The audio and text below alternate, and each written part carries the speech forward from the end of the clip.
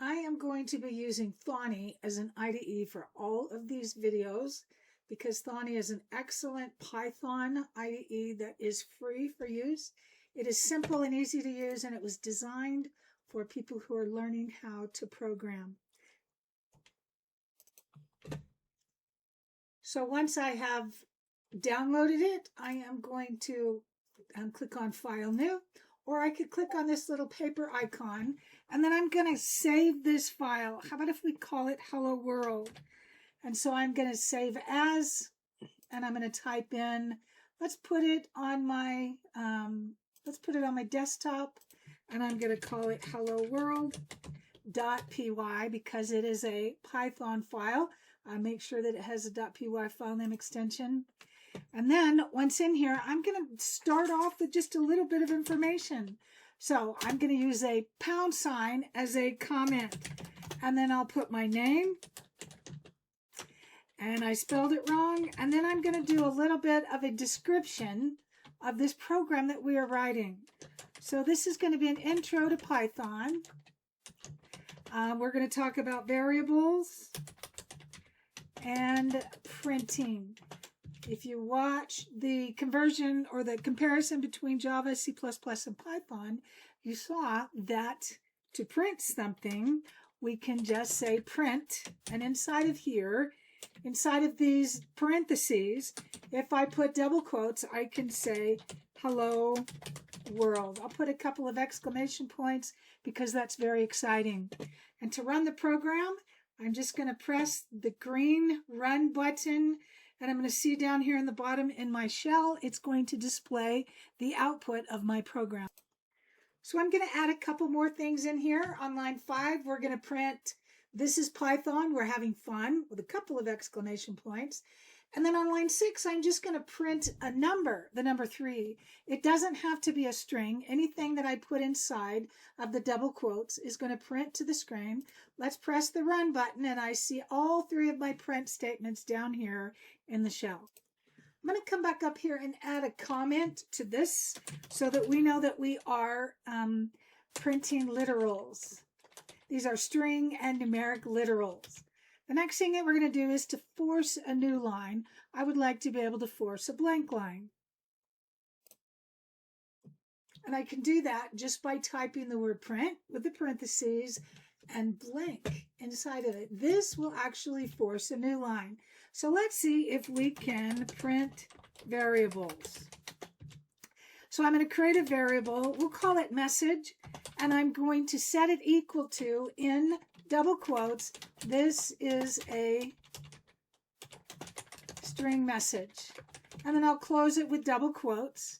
And then I'm going to see if we can print message. So instead of putting a literal inside the parentheses or nothing, as on line 10, this is going to print the message or the value of that variable that I created. So let's run it. You'll notice that there is a line, a blank line between the number 3 and my string value. This is a string message.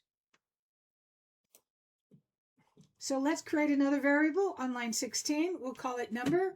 We'll use our print statement to print that variable. And now we are printing a number. So we know that we can force a new line just by using the print. Are there other ways that we can force new lines?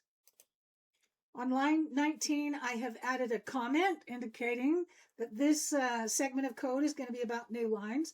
On line 20, all I'm doing is printing a new line. Notice that I have a comment that follows the new line. Anything that follows the # is actually a comment. I can print 2 new lines if I put inside of these parentheses, inside of the double quotes, a \n. The backslash is an escape sequence, and N is the character which stands for new line. And if I put that \n inside of any text field, not just a blank text field like I did here, but inside of any text field, the \n is going to force a new line. So let's run it and see what this looks like. So I see force a new line inside of a text field. So the \n is an excellent way to force new lines inside of a text field.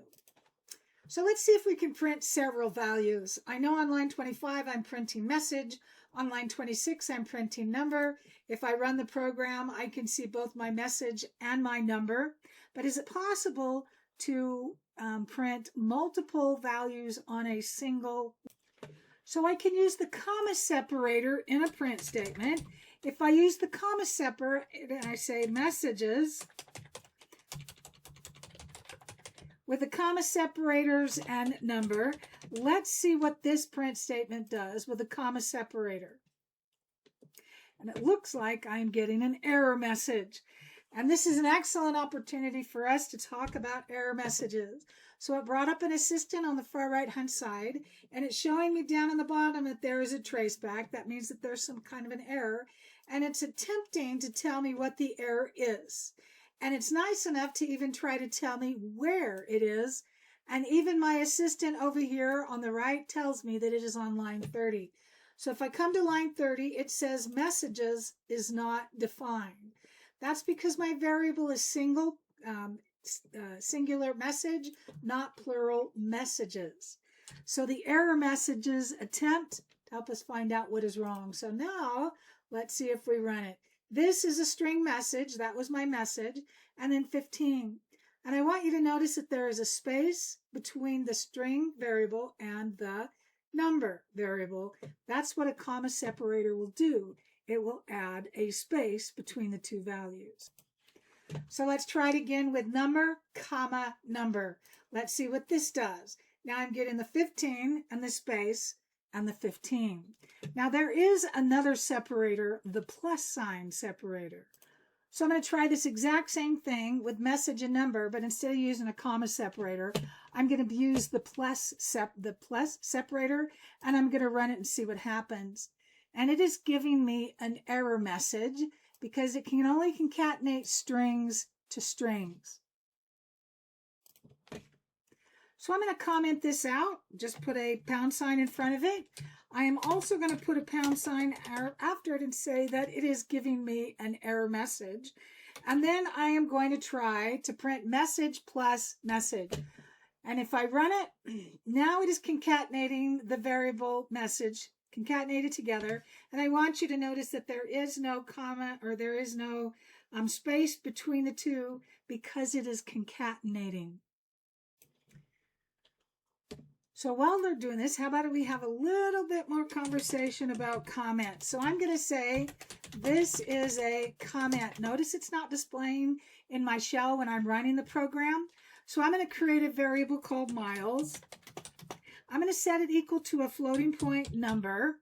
And then I'm going to say this is also a comment. So the comments can be flushed to the left or the comments can be inlined somewhere. After a line of code, it just has to follow a pound sign.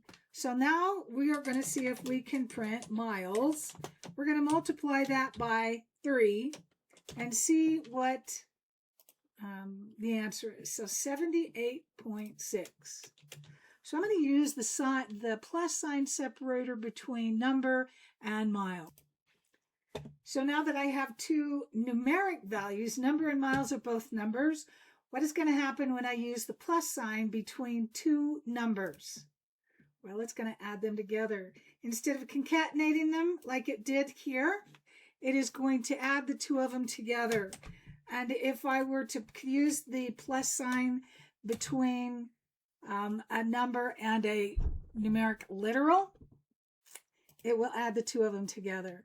So I can see that the plus sign between two strings concatenates. The plus sign between two numbers will add the two of them together. The plus sign between a number and a string throws an error.